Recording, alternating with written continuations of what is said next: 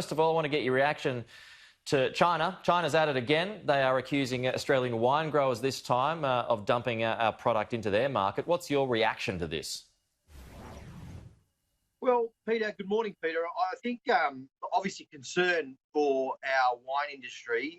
This investigation is being conducted by the Chinese Ministry of Commerce, as I understand. And, if you look at some of the facts, obviously Australian wine is not subsidised at what is being alleged, and they're not being sold at below market prices. So this is a very concerning investigation being put forward by China, somewhat similar to the barley one that was a couple of months back. And I would say that the Australian government has to do everything possible and appropriate through diplomatic channels, as well as making sure that they address these allegations in the most sturdiest and most forthright way as China goes through the investigation.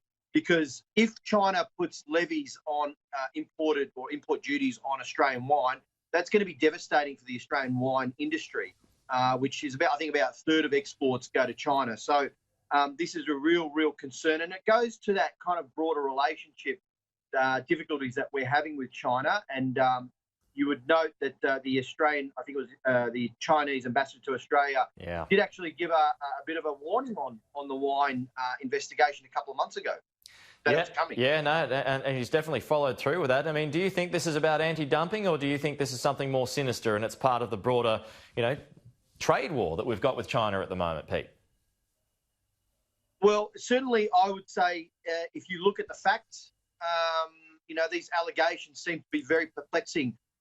Australian wine is not subsidised by the Australian government. Yeah. And when you look at the prices of Australian wine, as I understand it, they are much higher than locally produced Chinese wine. So this idea that Australia is dumping, cheap wine into the Chinese market seems to be quite preposterous. So, and I would hope that any investigation, these facts are borne out.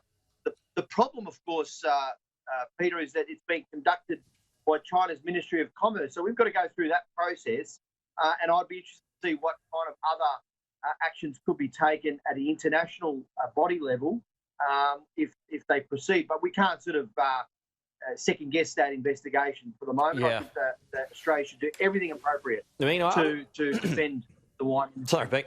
I'm not sure if you've seen these pictures out of Wuhan that have emerged in the past 24 hours. There's a huge dance party that's going on with hundreds, if not thousands, of people are, in pools, and they're dancing to, disco doof music. It's almost like they're thumbing their noses at the world. Wuhan back to normal, and everyone else is kind of picking up the pieces. Well, as a Victorian, Peter, in a particularly very cold morning, doing my early interviews with you, not easy here when it's like 2 or 3 degrees in the morning. Watching anyone at a pool party is a bit of pill to swallow if you're in Melbourne. But I'm just shocked by these pictures, given that Wuhan obviously was the epicenter or the start, the origin, if you like, of the virus. That this is going on with no social distancing. You remember they had a second scare or outbreak in May.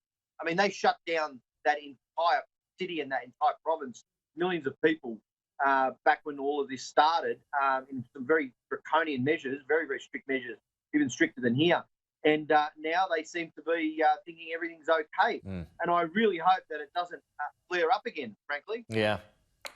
I'm with you there. I think we can all agree with you on that one. Yeah, it's really interesting pictures. That's, as you mentioned there, out of Wuhan, which was ground zero there for a bit.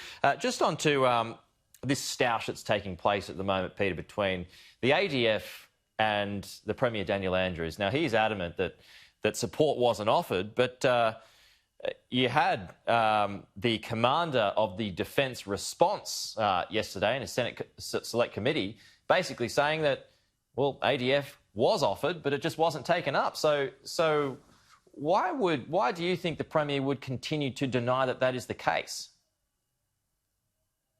Well, I mean, Peter, you're asking me to try and see inside someone else's thought processes and their But are you confused by that as well? To determine issues around facts.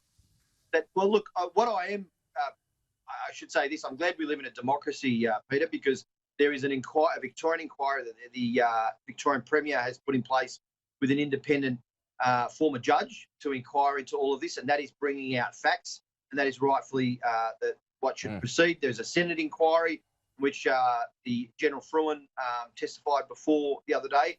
So I think it's probably true to say, and I can't tell you what the truth is because these inquiries are going into it. I'm not in the state government. I'm a federal MP, but on this point, Daniel Andrews has called for an inquiry. The inquiry is doing its job. He's also accepted there have been failures. I think that's fair to say. He's fronted up and said he's taken responsibility and accepted responsibility for the failures that have occurred. And the inquiry itself is going to bring out all of those facts, and there will be accountability. And that's the most important thing, I think, in a democratic country, that we have this accountability when our leaders make decisions and then there are mistakes that are made. So, look, I can't comment on the veracity or otherwise of one person's statement versus another person's statement. I would hope that all of that is brought out in those inquiries and the Senate committees and so on, and then we get a clear picture of what actually happened and why. And the fact is that those mistakes, which have been, that the Premier has taken responsibility for, have led to this second outbreak. Largely, some of the genomic tracing you can see, I think it was 95% or 99% came out of the hotel quarantine breakout. So, so we're going through this second lockdown, this severe second lockdown, because of, you could say, because of some of the issues that occurred with the hotel quarantine breakout. So it's important that we get answers to that, and I trust that the Victorian government and the Victorian Premier, Daniel Andrews, who's put forward, who's got this inquiry set in train, these answers will be forthcoming. All right, Peter Khalil, good to get your thoughts. As always, we'll talk to you again soon.